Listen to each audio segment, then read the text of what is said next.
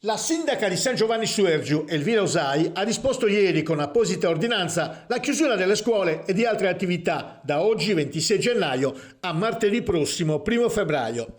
I dati recenti riferiscono un rapido aggravarsi della situazione pandemica nel nostro comune, dice Elvira Osai. Il documento trasmesso da ATS comunica che alla data odierna 185 nostri concittadini sono positivi al virus e in isolamento domiciliare.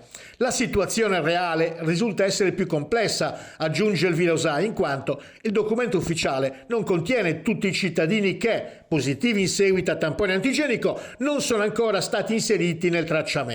Allo stato attuale il numero dei positivi potrebbe essere di circa 240.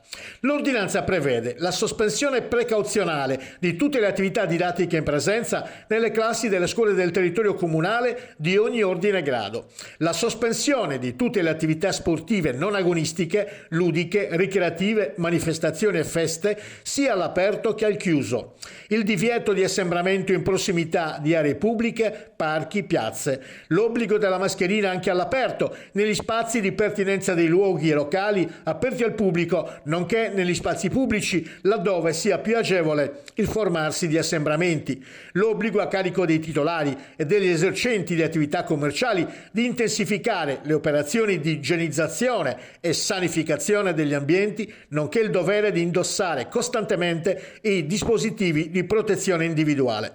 Le attività dei servizi di ristorazione, bar, pub, ristoranti, gelaterie, pasticcerie e somministrazioni in genere sono consentite dalle 5 fino alle 18. A partire dalle 18 resta consentita la ristorazione con consegna a domicilio, nonché l'asporto. Si raccomanda sempre il rispetto scrupoloso delle regole sanitarie di base, conclude Elvira Osai, distanziamento, igienizzazione frequente delle mani e utilizzo costante della mascherina.